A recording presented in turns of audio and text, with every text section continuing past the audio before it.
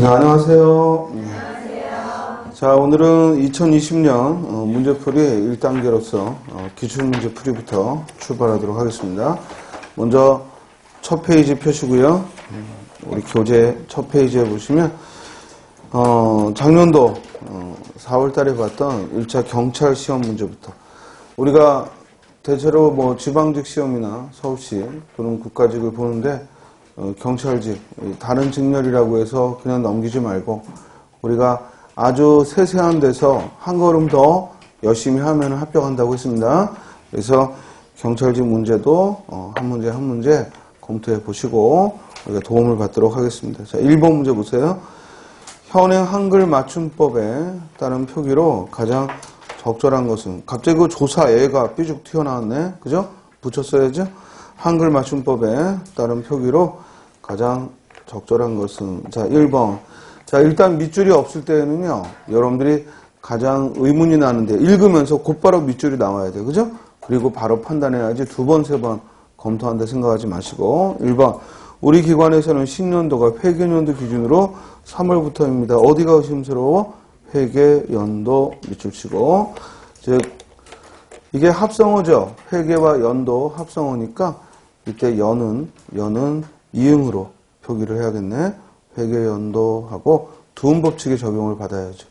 회계와 연도가 만났으니까 이응으로 표기를 해야겠습니다. 자, 2번에 등굣길에 있는 신호등의 개수와 그리고 점등 횟수를 점검하십시오. 자, 어디가 의심스러워? 개수죠. 개수는 둘 다 한자 오기 때문에, 즉 사이소리 현상이 일어나더라도 개수하고 표기를 해야 되고, 물론 발음은 개수, 사이소리 현상이지만 둘 다 한자 오기 때문에 시옷을 표기하지 않습니다. 자, 등굣길은 맞게 했죠? 우리가 등굣길, 하굣길 이렇게 일반적인 길은 등굣길, 하굣길 이렇게 일반적인 길을 시옷 표시를 하는 겁니다. 그러나 길 중에서도 어떤 길에는 사이시옷 표기를 하지 않는다?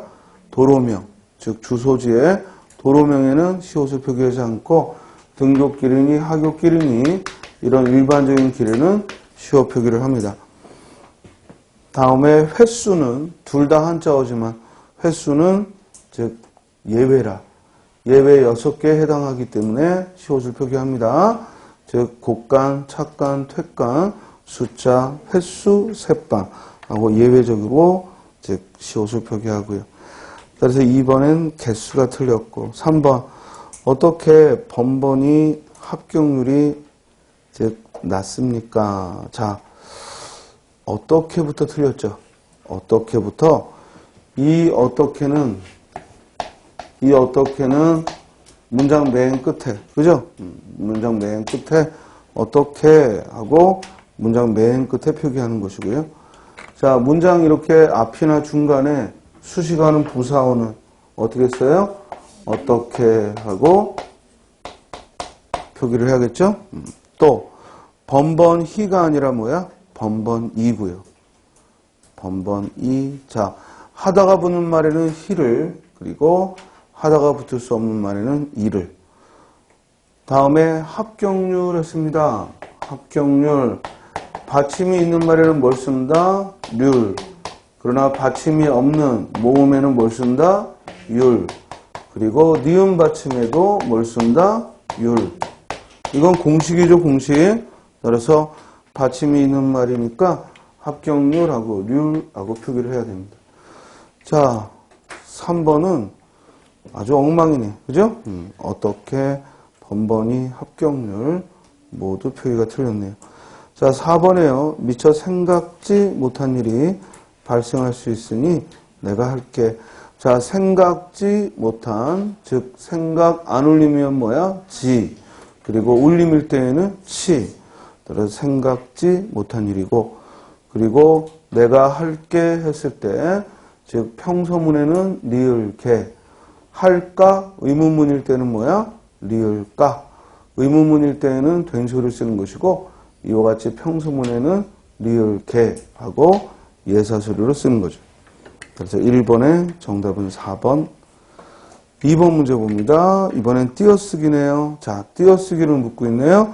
1번, 우리나라나 대한민국을 뜻하는 경우 의미가 변하여 파생어가 되었으므로 붙여 쓴다. 자, 붙여 쓰는 표기는 맞는데 문제는 설명이 틀렸네. 파생어가 아니라 뭐야? 합성어죠. 합성어라 붙여 쓴 거지 파생어라 붙여 쓴 게 아니지. 따라서 붙여 쓴 건 맞는데 설명으로서 파생어라는 설명이 틀렸죠. 2번 언제 할지 모른다 할 때의 지는 일단 띄어쓰기가 틀렸죠. 그러면 뒤에 설명은 더 볼 필요 없지. 시험장에서도 조금 전에 1번은 우리나라나 대한민국의 띄어쓰기가 맞기 때문에 설명이 맞는지를 확인했지만 지금 2번의 경우에는 띄어쓰기 자체가 이미 틀렸기 때문에 뒤에 설명은 굳이 볼 필요가 없죠. 시험장에서는. 이해돼요? 자, 여기서 할지는 붙여야죠. 우리가 지는 언제만 띄어쓴다? 시간의 경과. 시간의 경과를 의미할 때만 지를 띄어쓰고 그 외에 리을지 붙였어야죠. 그리고 이때 리을지라는 어미는 무슨 뜻? 리을지는 무슨 뜻? 추측, 의심을 나타내는 겁니다. 언제 할지 모른다. 다음 2번 교재의 제1장 할 때 제는 틀렸는데 뒤에 설명에 제는 접두사이므로 뒷말에 붙여야 하는데 띄어썼으므로 맞지 않다. 설명이 맞죠? 앞에 띄어쓰기는 잘못한 건데 이것이 잘못된 것이라고 올바르게 설명했네요. 정답 몇 번? 3번. 자, 교재의 제1장 할 때 정확한 띄어쓰기는 어떻게 돼요? 제1이 한 단어고 제가 접두사이기 때문에 제1이 한 단어고 그리고 장은 띄어쓰는 게 원칙이지만 이는 뭐를 허용한다? 붙여 쓰는 걸 허용한다. 왜? 왜 붙여 써도 되죠? 순서를 말하니까. 제1, 제2, 제3 이와 같이 순서를 말하니까 붙여 쓰는 걸 허용합니다. 우리가 숫자를 쓸 때 붙여 쓰는 경우는 두 가지 경우야. 하나는 순서를 말할 때, 두 번째는 아라비아 숫자를 쓸 때. 즉 순서를 말하거나 아라비아 숫자를 쓸 때는 붙여 쓰는 걸 허용합니다. 따라서 3번은 설명이 맞기 때문에 즉 띄어쓰기는 틀렸지만 틀린 이유를 설명을 맞게 했으므로 정답은 3번. 자, 4번 떠난 지가 오래다. 이때 띄어쓰기가 틀렸고 뒤에 지는 의존명사이므로 붙여 쓸 수 있다. 설명이 틀렸지. 즉 지는 의존명사라 뭐 해야 돼? 띄어써야 돼. 자, 좀 전에 선생님이 2번을 설명하면서 언제 할지 모른다가 틀렸기 때문에 설명을 볼 필요 없다라는 건 잘못 설명했네요. 왜냐하면 틀렸더라도 띄어쓰기가 틀렸더라도 뒤에 설명을 올바로 할 수 있고 그리고 띄어쓰기가 맞더라도 뒤에 설명이 틀릴 수 있기 때문에 우리가 이 문제는 끝까지 읽어야죠. 그죠? 그리고 여기서는 3번 선택지는 비록 띄어쓰기는 틀렸지만 이를 올바로 설명하고 고쳤으므로 즉 정답은 3번이 되는 겁니다. 됐죠? 다음 3번 문제로 갑니다. 현행 한글 맞춤법에 따른 문장 보호의 사용으로 우리 충분히 예상할 수 있던 거죠.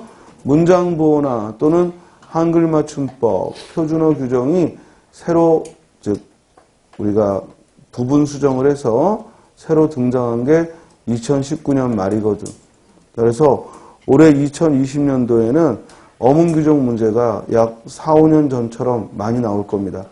우리가 한 근래 1, 2년 전에는 어문 규정 문제가 많이 줄었어요.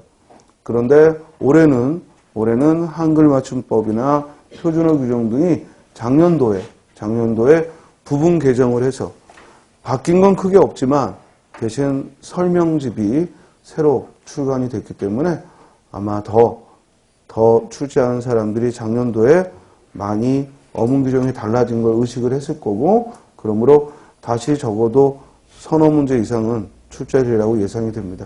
그러니까 여러분들도 어문 규정에 좀 더 바짝 신경을 쓰기 바랍니다. 자, 먼저 문장 보호를 보겠는데요. 우리가 달라진 문장 보호에 가장 중요한 건 문장 부호 안에서 상이어 하이어 개념을 없앴다는 거예요. 예를 들어 예전에는 마침표 이러면 이 마침표라는 용어 안에 이 온점, 이 마침표뿐만 아니라 물음표, 느낌표를 모두 마침표라고 불렀어요. 이게 과거의 문장 부호의 설명이었어. 그런데 지금 달라진 문장 부호는 이제 상이어로서 마침표는 없애버리고 마침표는 곧 뭐만 가리켜? 온점만 마침표라고 부를 수 있고 나머지는 물음표 그리고 느낌표하고 대등하게 상이어를 없애버리고 이렇게 대등하게 즉 표현을 하고 있다는 거예요. 이해돼요? 자, 예전에는 쉼표 이렇게 해도 이 쉼표 안에 지금의 쉼표에 해당하는 이 반점뿐만 아니라 가운데점 그리고 빗금이 모두 쉼표에 들어갔는데 지금은 이런 상이어를 없애버렸다고. 지금 무슨 말인지 이해했죠? 그래서 27개의 문장부호가 모두 대등하게 즉 명칭을 갖는 겁니다. 그래서 쉼표 하면 반점만을 말하고 가운데점은 가운데점이라고 부르고 빗금은 빗금이라고 부르는 겁니다. 자, 1번. 이는 한국을 대표하는 정신, 즉 한을 말한다. 이럴 때 즉이라는 이 접속어 앞에 쉼표를 찍는 거고 즉 뒤에 찍으면 안 돼. 즉이라는 말은 앞에 말을 간략하게 요약 강조할 때 쓰는 건데 그 앞에 이렇게 쉼표를 씁니다. 그리고 한이라는 낱말을 두드러지게 보여주기 위해서 작은 따옴표를 쓰는 거죠.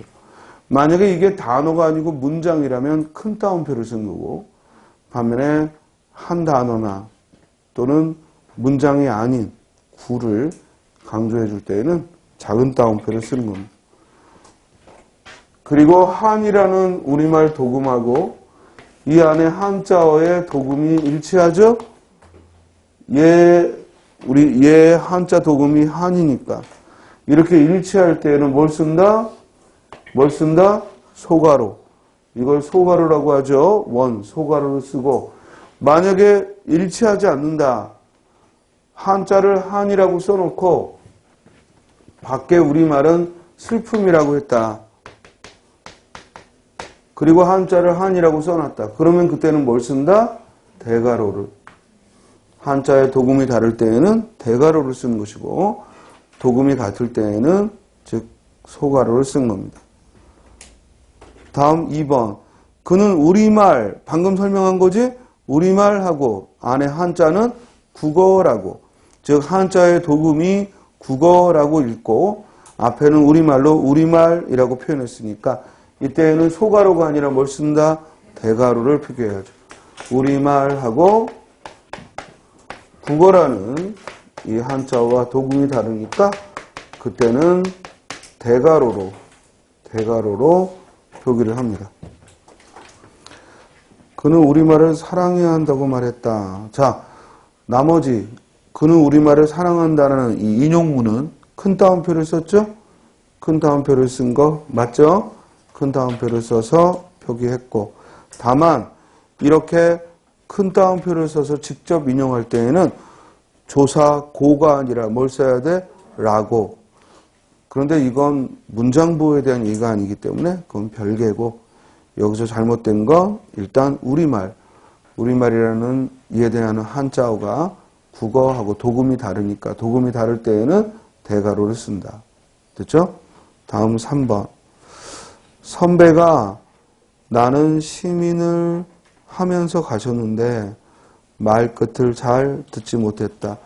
일단 인용문이니까 문장이니까 즉 큰 따옴표를 쓴 거 맞고 그리고 뒤에 말줄임표를 표기했죠. 말줄임표는 점을 3개 또는 6개를 찍어서 표기를 하고요. 굳이 그 점의 수를 물어보진 않습니다. 따라서 말줄임표를 표기했고 그리고 즉 인용하는 문장에는 큰 따옴표를 썼습니다. 다음 4번 날짜하고 제목 뒤에 2019 4월 27일이라는 표기를 쓰는데 그 날짜라는 말 옆에